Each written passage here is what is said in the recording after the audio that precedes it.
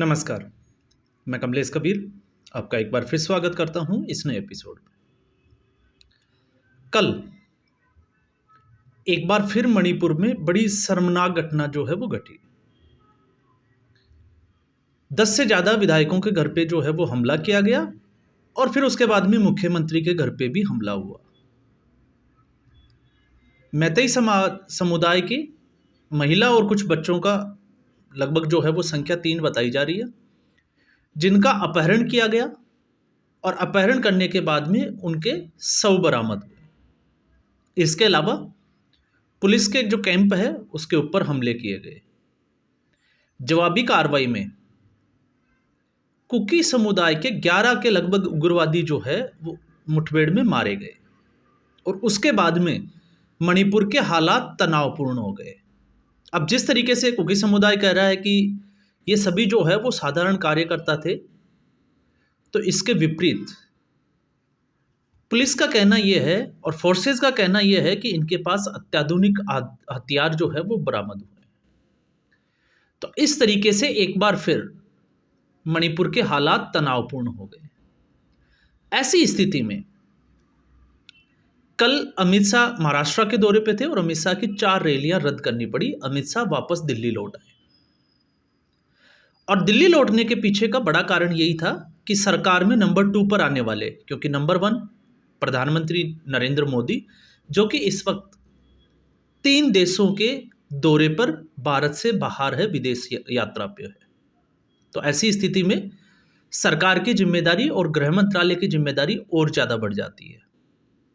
तो अमित शाह ने अपनी रैलियां छोड़ी और रैलियां छोड़कर अमित शाह दिल्ली पहुंच गए और जो रैलियां थी उनकी कमान दी गई स्मृति ईरानी और शिवराज सिंह चौहान। तो उसके बाद में उन रैलियों को संभाला इन दोनों भारतीय जनता पार्टी के बड़े नेताओं ने। अब आप सोच रहे होंगे मैंने इस पे वीडियो बनाना क्यों उचित समझा, क्योंकि कल अशोक वानखेड़े का एक वीडियो सामने आ गया जिसमें सीधे तौर से थंबनेल लिखा हुआ था कि अमित शाह जो है वो महाराष्ट्र छोड़कर भाग गया। और उसके बाद में मैंने जब ये खबर देखी तो फिर उसके बाद में अंदाजा हुआ और मुझे लग गया था कि इस पे जो है वो मुझे बात करनी चाहिए, मुझे वीडियो बनाना चाहिए। तो इसलिए मैं ये वीडियो जो है वो आपके सामने लेकर आया हूँ और इसमें मैं बहुत सारे जो है वो खुलासे भी करने वाला हूँ और कुछ फैक्ट्स भी आपके सामने रखने वाला हूँ। और उम्मीद करूँगा, क्योंकि वीडियो जो है ये थोड़ा लंबा बन सकता है, इसलिए थोड़ा आप धैर्य रखें और वीडियो को किसी भी निष्कर्ष पर पहुंचने से पहले इसको पूरा जरूर देखें। और उसके बाद में अगर आपकी कोई राय है तो वो कमेंट बॉक्स में आप साझा भी कर सकते हैं। तो अब मैं ज़्यादा टाइम जो है वो इन बातों में ख़राब ना करते हुए सीधे मुद्दे पे आता हूँ कि आखिर महाराष्ट्र से भाग कौन रहा है। तो महाराष्ट्र से भाग रहे हैं अशोक वानखेड़े जैसे दलाल पत्रकार। क्यों भाग रहे हैं? क्योंकि इनके हाथ में अब कोई महाराष्ट्र का मुद्दा बचा ही नहीं है। तो अब इनको लगता है कि कोई मसाला खबर मिल जाए भारतीय जनता पार्टी के खिलाफ, एक नैरेटिव, एक एजेंडा चलाने के लिए, तो फिर ये इन्हीं खबरों के भरोसे जो है वो जिंदा है। और इनके दर्शक भी है जो उनको कोई मसाला नहीं मिलता तो इनको लगता है कि उन दर्शकों के लिए काफ़ी चीज़। लेकिन अब हमारा बहस का मुद्दा ये नहीं है कि हम अशोक वानखेड़े की बात करें या इसकी, क्योंकि ये तो चलो उन्होंने एक वीडियो बनाया तो मैं उसके काउंटर पे ये वीडियो बना रहा हूँ। लेकिन सच्चाई क्या है उसको हम समझ लेते हैं। सच्चाई ये है कि इस वक्त केंद्र में भारतीय जनता पार्टी की सरकार और मणिपुर में भारतीय जनता पार्टी की समर्थित सरकार, या हम कह सकते हैं गठबंधन की सरकार। तो इसको आपको 2 तरीके से देखना होगा। मणिपुर जल रहा है या जलाया जा रहा है, ये अपने विवेक का विषय है, हम इसको कुछ भी मान सकते हैं। क्यों? क्योंकि मैं इन घटनाओं को राजनीति से जोड़ के भी देखता हूं। जैसे मणिपुर के बहस के ऊपर पिछला एक सेशन आपने देखा होगा, पिछले सरकार का पूरा पूरा सेशन जो है वो इसी की भेंट चढ़ गया। और कैसे कैसे चढ़ा? जिस तरीके से 59 दिन तक लगातार जो है वो मणिपुर अशांत रहा, जलता रहा और कांग्रेस पार्टी ने उसमें आग में घी डालने जैसा काम भी किया। और एक ऐसा वीडियो जो लगभग 2 महीने तक उसको जो है वो दबा के रखा गया, 70 दिन तक। और जिस दिन पार्लियामेंट का सेशन शुरू होने वाला था उस दिन उसको विस्फोट की तरीके से, जो 2 महिलाओं को निर्वस्त्र करके घुमाया, उनके रेप की जो घटना हुई उसकी मैं बात कर रहा हूं। तो आप सोच सकते हैं कि ऐसी घटनाओं का राजनीतिक फायदे के लिए राजनीतिक पार्टियां किस तरीके से इस्तेमाल करती है। और अब ठीक उसी तरीके से, क्योंकि अब कोई मुद्दा बचता नहीं है महाराष्ट्र के चुनाव में, तो एक नया प्रयोग है विपक्ष का और इन दलाल पत्रकारों का कि इस मुद्दे को थोड़ा बड़ा बनाया जाए और जनता को जिसको हम कहें कि धोखे में कैसे रखा जा सकता है, गुमराह कैसे किया जा सकता है, उसको भी हम जो है वो समझने की कोशिश करेंगे। तो इसमें 25 नवंबर में फिर जो है वो सेशन शुरू होगा और हो सकता है मणिपुर को मुद्दे को लेकर विपक्ष जो है वो एक बार फिर हावी होने की कोशिश करे। तो ये जो है वो दोनों तरीके से तर्क और वितर्क हम कर सकते हैं, लेकिन सच्चाई ये है कि वहाँ पे हालात खराब क्यों हैं उसको हमें समझना पड़ेगा। तो उसको समझने के लिए पिछली बार का अगर हम देखें तो पिछली बार हालात खराब हुए थे क्योंकि प्रमुखतया से दो समुदाय, एक कुकी समुदाय और दूसरा मैतेई समाज, मैती भी बोला जाता है और मैतेई भी कई जगह जो है वो इसका प्रोनाउंसिएशन यूज़ किया जाता है। इन दोनों समाज में समुदायों में जो है वो टकराव देखा जाता है और टकराव का कारण क्या है उसको भी आप समझ लीजिए। मैती समाज समुदाय जो है वो आज़ादी से पहले जो मैतेयों के जो राजा थे उन्होंने हिंदू धर्म में अपने आप को समर्पित कर दिया था।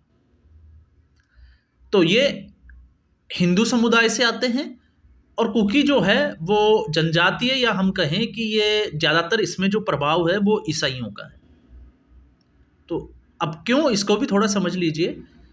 मैती जो है उनका प्रभाव क्षेत्र जो है वो इम्फाल राजधानी क्षेत्र में आता है।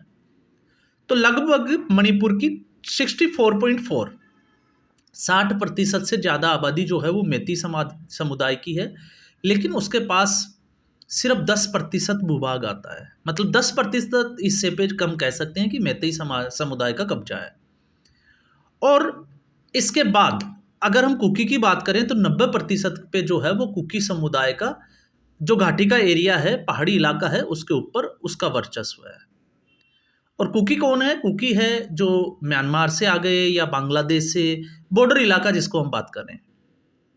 तो इस वक्त हालात बिगड़ने के पीछे की कहानी जो है वो हम ये नहीं कह सकते कि भारतीय जनता पार्टी की है, लेकिन इसमें भारतीय जनता पार्टी का हाथ नहीं है। लेकिन भारतीय जनता पार्टी इसमें बहुत कुछ कर सकती थी, लेकिन हम ये भी नहीं कह सकते कि भारतीय जनता पार्टी ने ऐसा किया है।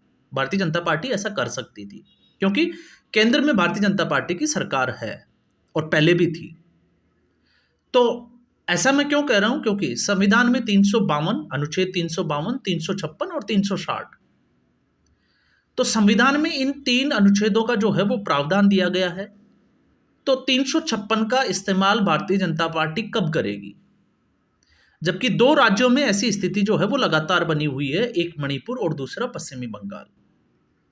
तो भारतीय जनता पार्टी इन दोनों ही जगह पे जो है वो कमजोर, भारतीय जनता पार्टी की हम कहें कि कमजोर कड़ी दिखाई देती है, क्योंकि पश्चिमी बंगाल में भी जिस तरीके से राजनीतिक हालात या राजनीतिक अस्थिरता है, तो लगातार प्रश्न चिन्ह ये उठते हैं कि केंद्र सरकार राष्ट्रपति शासन की मांग क्यों नहीं करती है। अब इसके दूसरा पहलू भी हम देख लेते हैं। जिस पहलू पे हमने बात की, दूसरा पहलू है ऐसा करने से जो जिस तरीके से विपक्ष एक नैरेटिव तैयार कर रहा है कि मोदी की छवि को लेकर, तानाशाह की छवि को, लेकिन अगर मोदी ऐसी स्थिति में अगर राष्ट्रपति शासन लगाता है तो विपक्ष जो है वो पूरी दुनिया में ये डंका पीटेगा कि मोदी जो है वो तानाशाह है और उसने राष्ट्रपति शासन लगा दिया जब उसकी सरकार नहीं बनती है। तो ये जो है वो हम भारतीय जनता पार्टी के नज़रिए से भी देख सकते हैं, लेकिन सच्चाई जो है वो यही है जो जिसकी हम बात कर रहे हैं कि ऐसा किया जा सकता था। तो अब जब हम कहते हैं कि ये जो रायता है वो 70 साल का फैला हुआ है, अभी का नहीं, तो आपको पता होगा इससे पहले आज़ादी के बाद जब मणिपुर के राजा ने भारत में अपना विलय किया और उसके बाद में 1956 से मैं बात कर रहा हूँ जब नेहरू की सरकार थी, तो 1956 से लेके 1972 तक मणिपुर को केंद्र शासित प्रदेश के उसमें रखा गया और 1972 के बाद जो है वो मणिपुर को विशेष राज्य का या हम कहें कि पूर्ण राज्य का दर्जा दिया गया। तो 1958 में एक एक्ट लेके आई थी, कांग्रेस पार्टी की सरकार थी, नेहरू सरकार, और वो एक्ट ये था जिसको हम कह सकते हैं आफस्पा एक्ट, मतलब पूरे तरीके से आर्मी के कंट्रोल में दिया हुआ था, मिलिट्री के कंट्रोल में दिया हुआ था, और वहीं से जो है वो इसके हालात बदल दिए गए। और जिस तरीके से हम जम्मू कश्मीर की बात करते हैं, क्योंकि कुछ लोगों को पता ही नहीं होगा कि वहाँ पे ये बात क्यों ज़्यादा बड़ी बन जाती है। जिस तरीके से जम्मू कश्मीर में 370 ये कहता था कि जम्मू कश्मीर का कोई भी व्यक्ति बाहर किसी भी लड़की से शादी कर सकता है, कहीं भी वो व्यापार कर सकता है, प्रॉपर्टी खरीद सकता है, लेकिन दूसरे राज्यों के लोग जो है वो ऐसा नहीं कर सकते। तो मणिपुर में दूसरे राज्यों के साथ तो ऐसा नहीं था, लेकिन इस कुकी और मैतेई समुदाय में आपस में आप देखोगे तो मैतेई समुदाय को कोई परमिशन नहीं है कि वो पहाड़ी इलाकों में जो जनजातीय इलाका कुकी समुदाय के जो अंडर में आता है क्षेत्रफल, वहाँ पे वो प्रॉपर्टी खरीद सके या वहाँ पर मकान बनाकर रह सके। ये टकराव का सबसे बड़ा कारण है। लेकिन चूंकि जनसंख्या ज़्यादा मैतेई समाज समुदाय की है, इसलिए राजनीति में या पॉलिटिकल पार्टी या कैसे भी कहें तो उसमें ज़्यादा वर्चस्व जो है वो मैतेई समुदाय का है। इसलिए यह टकराव जो है वो लगातार देखा जाता है। और 1993 में अभी जो हिंसक घटनाएं हमने देखी है उससे भी ज़्यादा हिंसक घटनाएं तो 1993 में हुई थी, जहां लगभग जो है वो 100 से भी ज़्यादा लोग मारे गए थे। ये एक ऑफिशियल आंकड़ा है। तो उस वक्त किसकी सरकार थी? केंद्र सरकार में, वो आप देख सकते हो। और जब आफस्पा एक्ट लेके आए नेहरू, और 1956 से लेके 1972 तक यूटी रखा, और उसके बाद में ये जो कानून बनाया गया कि मैतेई समुदाय के लोग जो है वो अपने ही राज्यों में जनजातीय इलाकों में या पहाड़ी इलाकों में प्रॉपर्टी नहीं खरीद सकते, तो ये इस तरीके का कानून किसने बनाया?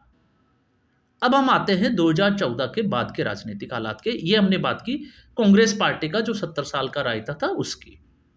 2014 के बाद में राजनीतिक हालात बदलते हैं, और राजनीतिक हालात बदलने के बाद में अब मैं इसको आपको जोड़ के बता रहा हूं जम्मू कश्मीर के साथ में। जिस तरीके से 2014 के बाद में जम्मू कश्मीर में आतंकवादी घटनाएं अचानक से बढ़ी थी। क्यों बढ़ी? क्योंकि उससे पहले आतंकी जो है वो प्रधानमंत्री के साथ जो है वो प्रधानमंत्री आवास में मिल सकते थे, मुख्यमंत्री के साथ जो है वो खाना खाते थे, उनके घर जो है वो जब मर्जी आ जा सकते थे। तो ये सब लोग जो है वो कंफर्टेबल फील करते थे। आपको पता होगा, सरकार किसी की भी हो, सिस्टम हमारा ही होगा। तो उस तर्ज के ऊपर जो है वो सब कुछ चल रहा था, तो इन लोगों को कोई प्रॉब्लम नहीं थी। लेकिन 2014 के बाद में जब ये परिस्थितियां बदली, तो इनको जो है वो प्रॉब्लम शुरू होना स्टार्ट हो गई। तो जम्मू कश्मीर में अचानक से जो है वो आतंकवादी गतिविधियां बढ़ी, और उसके बाद में सरकार ने उसका जो है वो काउंटर करना शुरू किया। तो वो सारी घटनाएं जो है, सर्जिकल स्ट्राइक हो, बालाकोट एयर स्ट्राइक हो, वो हमने देखी। तो ठीक ऐसे ही हम आ जाते हैं मणिपुर के ऊपर। तो मणिपुर में आज भी 40 किलोमीटर लंबी एक ऐसी जो है वो अंतर्राष्ट्रीय सीमा है जिसके ऊपर कोई फेंसिंग नहीं है, और ये कांग्रेस की सरकार के समय की बात है। तो आपने देखा जिस तरीके से कांग्रेस की सरकार ने जहां जहां पाकिस्तान के साथ, चाइना के साथ जहां जहां बॉर्डर है, वहां वहां कौन कौन सी समस्याएं हैं। और अब जाके भारतीय जनता पार्टी वहां पे फेंसिंग का काम शुरू कर चुकी है। अब ये 2 साल 5 साल कितना समय लगेगा जब तक ये फेंसिंग जो है वो कंप्लीट हो जाएगी। तो एक जो म्यांमार से, क्योंकि म्यांमार से अभी आपने देखा एक ऑफिशियल आंकड़ा ये कहता है कि जब से म्यांमार में मिलिट्री रूल आया है उसके बाद से कुकी समुदाय के बहुत से लोग जो है वो वहां से प्लाइन कर गए। तो वो कहाँ गए? तो सीधी सी बात है, वो इन्हीं रास्तों से जो है वो भारत के अंदर घुस गए। दूसरा, अब मैं आप ये कहोगे कि मैं इसको कांग्रेस का नाम क्यों ले रहा हूं, तो ए के एंटनी जिस वक्त रक्षा मंत्री थे, उनका जो है वो खुद का स्टेटमेंट में कोट करके बोल रहा हूं, उनका वक्तव्य अगर आप देखोगे तो उनका कहना था कि ये जो बॉर्डर है इनको खुला छोड़ देना चाहिए, आवारा छोड़ देना चाहिए, जंगल बना देने चाहिए, ताकि इस तरह की कोई घटना ही ना हो। तो ये जो है वो सोच है। जिस तरीके से चाइना के साथ अक्साई चीन वाला जो हिस्सा था लद्दाख वाला, वो दे दिया गया था कि बंजर भूमि है, हम क्या करेंगे। अब वहां से मणिपुर की बड़ी समस्याएं जो है वो बड़ी समस्याएं हैं ड्रग्स, सबसे बड़ी समस्या है। और ड्रग्स में बहुत बड़े बड़े जो है वो स्मगलर, चाहे वो भारत के हो चाहे अंतर्राष्ट्रीय स्तर के हो। और इसमें भी मैं आपको बता दूं 2014 के बाद से, पहले का आप ऑफिशियल डेटा आप उठा के देखिए, फैक्ट चेक करिए, 2014 के बाद लगातार जो है वो ड्रग्स के कार्टेल का जो पकड़ा जाना जिसकी हम बात कर रहे हैं, वो ज़्यादा अब जो है वो इस सरकार के समय पकड़े जा रहे हैं। तो ऐसे में जो है वो सब लोग हिले हुए हैं। तो उसका ये जो है हम कह सकते हैं एक्शन का रिएक्शन भी हम इसको समझ सकते हैं। तो मणिपुर में ड्रग्स कार्टेल ये एक बड़ा मुद्दा है। दूसरा सबसे बड़ा मुद्दा है वो है धर्मांतरण का मुद्दा। और कांग्रेस पार्टी लगातार जो है वो क्योंकि कांग्रेस पार्टी का आपको पता है ईसाईकरण अगर सबसे ज़्यादा हुआ है तो वो मणिपुर के रास्ते हुआ है, और ये कुकी समुदाय की जो ज़्यादातर जो आबादी है वो ईसाइयों की है। तो बाहर से फंडिंग होती है, पैसा आता है, वो तमाम तरह की चीज़ें, इसलिए कांग्रेस पार्टी इस मामला जो है वो कांग्रेस पार्टी को सूट क्यों करता है, अब आप समझ गए होंगे। तो नॉर्थ ईस्ट पे जो भी ईसाईकरण या पादरियों वाला जो सिस्टम है, मिशनरीज वाला, वो इसी रास्ते से होता है। तो ये भी एक जो है वो प्रमुख समस्या है, और इसलिए लगातार जो है वो यहाँ पे टकराव देखा जाता है। लेकिन जब इसमें मैती समाज समुदाय ने जो है वो जनजातीय उसमें 10% का आरक्षण मांगा नौकरियों में इनमें, और जिस तरीके से हाईकोर्ट ने फैसला दिया, उस हाईकोर्ट के फैसले के बाद में यहाँ पे हालात जो है वो ज़्यादा खराब हो गए थे। मैं पिछली बार की हिंसा की बात कर रहा हूँ कि आखिर ये समुदाय जो है वो भिड़े क्यों थे। तो एक्चुअल कारण तो ये था, लेकिन जैसे अभी मूवी आई है गोधरा कांड के ऊपर, तो उस मूवी की हम बात कर लेते हैं। मैंने एक वीडियो में बात भी की है कि इससे पहले, क्योंकि ये जो साबरमती रिपोर्ट जो मूवी है वो एक्चुअल में मीडिया के ऊपर है कि जिस तरीके से समर का रोल कर रहे हैं, रोल कर रहा है विक्रांत मैसी, और दूसरा जो राज पुरोहित का रोल कर रही है, तो वो उसको लेके जो है वो लगातार, क्योंकि उसको फैक्ट्स मिलते हैं, वो उसको इंग्लिश अच्छी आती है, और फिर मीडिया जो है वो उसको कैसे है मैनिपुलेट करता है अपने फायदे के लिए। तो उस घटना को गोधरा कांड का नाम दिया गया, क्योंकि गोधरा कांड से वो नरेंद्र मोदी को कटघरे में खड़ा कर सकते थे, इसलिए साबरमती ट्रेन का जो हादसा था उसको छुपाया गया। जबकि सच्चाई यही थी कि जो दंगे फैले, जो हिंसा हुई, वो हिंसा हुई साबरमती की जो ट्रेन थी उसके XS6 जो बोगी थी, जिसमें कार सेवक कहिए या राम मंदिर जाके कहिए या अयोध्या जाकर जो लोग आए थे उनको जलाने का प्रयास किया, और उस एक्शन का ये रिएक्शन था कि वहाँ पे दंगे फैले। लेकिन चूंकि उनको जो है वो सूट करता था, तो ये दलाल मीडिया, इसीलिए मैं कहता हूँ, क्योंकि इनको ये मुद्दा सूट करता है कि किस तरीके से केंद्र सरकार को कटघरे में खड़ा किया जाए, और उसका ये एक जो है, चाहे आप सफल प्रयास करिए या असफल प्रयास करिए, क्योंकि लोग जो है वो इसमें गुमराह ज़्यादा होते हैं। तो गुमराह ना हो, ज़रूरत होती है फैक्ट्स की, आप गूगल सर्च करिए और उसके बाद देखिए। तो समस्या ये अभी की नहीं है, समस्या ये नेहरू के ज़माने से है। भारतीय जनता पार्टी इसको सोल्व करने का प्रयास कर रही है, और भारतीय जनता पार्टी के जो है वो उम्मीदें भी ज़्यादा है, लेकिन 70 साल का काम 7 साल में हो जाए, ये जो है वो थोड़ा सा नामुमकिन नज़र आता है। तो प्रयास चल रहा है, लेकिन विपक्ष की पार्टियां जो है वो इसको मुद्दा बनाने की कोशिश करती है। तो मुझे लगता है अब शायद आपको जो है वो ये सारा समझ में आ रहा होगा कि मणिपुर में जो है वो किस तरीके का खेल चल रहा है। तो मणिपुर में ये खेल चल रहा है। इसके अलावा और भी मैंने जो है वो बहुत सारी चीज़ें निकाली है। जैसे बांग्लादेश की अगर हम बात करते हैं, तो म्यांमार के रास्ते जो लोग आते हैं उनको ड्रग्स तो आपको समझ में आ गया, लेकिन हथियार कौन सप्लाई करता था? बांग्लादेश। और बांग्लादेश से अगर हम देखें तो शेख हसीना के तख्ता पलट के बाद में ऐसी घटना वापस होना, ये भी अपने आप में ये दिखाता है कि जिस तरीके से नॉर्थ ईस्ट को भारत से काटने की कोशिश की जा रही है, और ये अभी से नहीं, आपको पता होगा इससे पहले भी कपिल सिब्बल जैसे वकील जिन पत्रकारों को बचा रहे थे, न्यूज क्लिक वालों को, उन लोगों ने, और तीस्ता सीतलवाड़ आपने नाम सुना होगा, अरुणाचल प्रदेश को जो है वो भारत के नक्शे में, या हम कहें कि उसको विवादित क्षेत्र बता दिया था। ये न्यूज क्लिक की जो है वो एक साजिश थी। साजिश क्यों थी? क्योंकि चाइना से फंडिंग मिलती थी। इसके अलावा जिस तरीके से जम्मू कश्मीर को विवादित क्षेत्र बताया था, और फिर कपिल सिब्बल जैसे लोग जो है वो सुप्रीम कोर्ट में खड़े होकर उनको पैरवी करते हैं, और छुट्टी के दिन भी रात को सुप्रीम कोर्ट को खुलवाते हैं, और सुप्रीम कोर्ट उनके ऊपर फैसला देता है। तो कहीं ना कहीं जो है वो सुप्रीम कोर्ट भी इस घटना के लिए जिम्मेदार है, मणिपुर की घटना के लिए, क्योंकि फैसला हाई कोर्ट का था, मणिपुर हाई कोर्ट का। तो इसमें सुप्रीम कोर्ट को हस्तक्षेप करना चाहिए था, लेकिन सुप्रीम कोर्ट ने नहीं किया, क्योंकि उसको भी केंद्र सरकार को कटघरे में खड़ा करना था। तो ओवरऑल अगर आप देखोगे तो आपको समझ में आएगा कि वास्तविक जो स्थिति है वो है क्या मणिपुर की, क्या वहाँ पे चल रहा है, और किस तरीके से इसका राजनीतिक लाभ लेने के लिए पार्टियां जो है वो ऐसे लोगों को उकसा रही है। फिर चाहे आप राहुल गांधी का ट्वीट देख लीजिए, या फिर आप मल्लिकार्जुन खड़गे का ट्वीट देख लीजिए। मल्लिकार्जुन खड़गे ये तो कहते हैं कि उनके माँ को जिंदा जला दिया, उनकी बहनों को जिंदा जला दिया, परिवार के सदस्यों को जिंदा जला दिया, लेकिन वो भूल जाते हैं कि जलाने वाले लोग क्यों थे। लेकिन मणिपुर उनको जो है वो पूरा याद रहता है। क्यों? क्योंकि उस घटना को भूलने में कांग्रेस पार्टी में उनको लगता है कि उसको फायदा है, और इस घटना को जो है वो आग लगाने में या जिंदा रखने में कांग्रेस पार्टी का भला हो सकता है। शायद उनकी सीटें जो है वो कुछ बढ़ के आ जाए। तो ये कुछ नहीं है, दलाल मीडिया और विपक्ष की एक पूरी साजिश है, जिसमें किसी भी तरीके से महाराष्ट्र चुनाव में जो कि उनके हाथ से निकलता हुआ दिखाई दे रहा है, उसमें किस तरीके से एक नया ट्विस्ट लाया जाए, एक नए मुद्दे की एंट्री कराई जाए, बस ये सिर्फ उसी का एक हिस्सा है। तो आज के एपिसोड में बस इतना ही। उम्मीद करूंगा ये वीडियो एपिसोड आपको पसंद आया होगा। वीडियो को लाइक करें, शेयर करें, चैनल जरूर सब्सक्राइब करें। धन्यवाद।